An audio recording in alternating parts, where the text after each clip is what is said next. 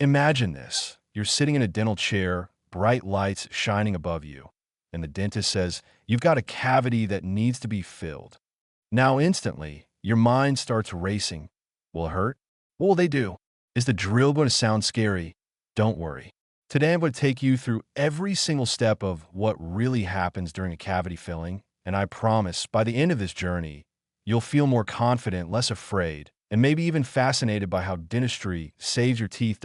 So buckle up because we're about to walk through the whole experience, from numbing to drilling to placing the filling and finally polishing it until it shines like a brand new tooth. Step 1. Preparing you for the procedure. The process usually begins even before the numbing. Many dentists or their assistants will first check your blood pressure. Why? Because patient safety comes first. Some anesthetic solutions contain epinephrine, which can slightly raise blood pressure or heart rate. So, by taking this step, the dental team ensures that your body is in a safe range before proceeding.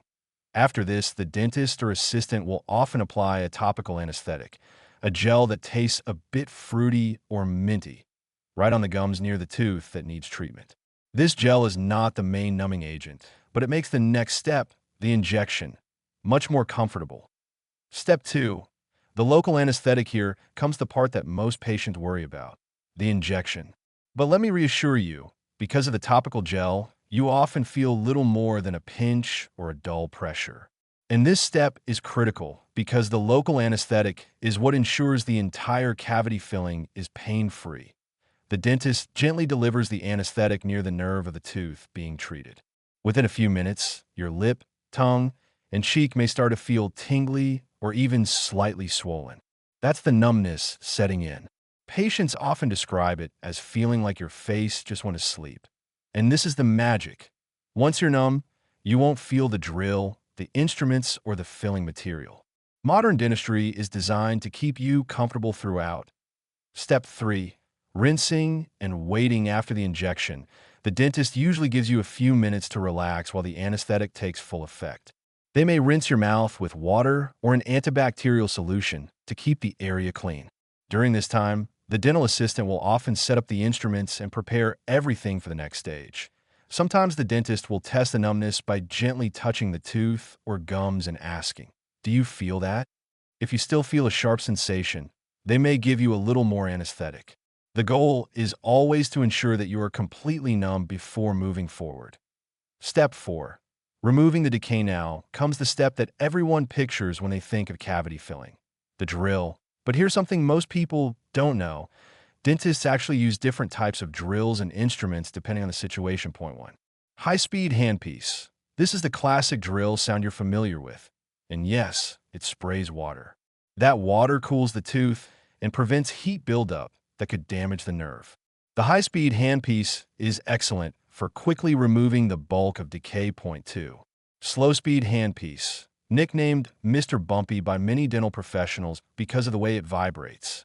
This drill doesn't spray water, but is perfect for carefully removing the softer, decayed areas of the tooth.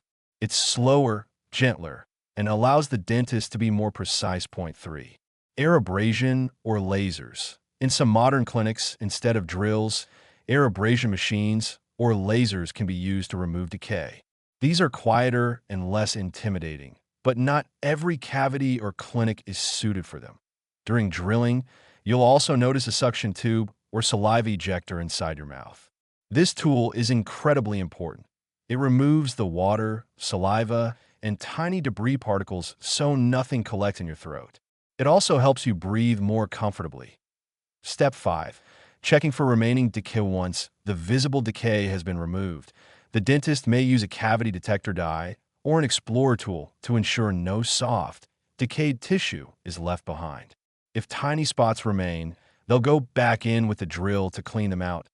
Think of it like this. A cavity is an infection in the tooth caused by bacteria. If even a small amount of infected tooth structure is left behind, the bacteria can continue spreading under the filling. That's why this step is critical. The dentist wants a completely clean, healthy surface before sealing the tooth.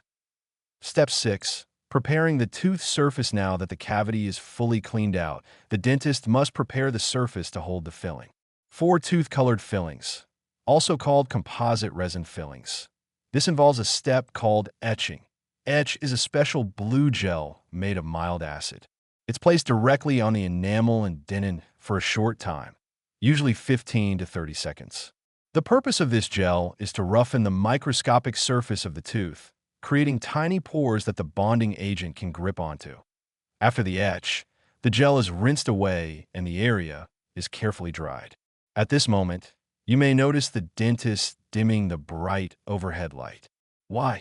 Because composite fillings are hardened with a curing light, and strong overhead light could start the process too early. Step 7. Bonding agent. The next step is applying a bonding agent, a liquid that flows into the tiny pores created by the etching process. This step acts like glue, helping the final filling stick firmly to the tooth. The dentist uses a small brush to paint the bonding agent across the prepared surface. Then comes the fascinating part. They use a special blue curing light to harden it. This light activates chemicals in the bonding agent, turning it solid in just a few seconds. Now the tooth is perfectly prepared to receive the filling material.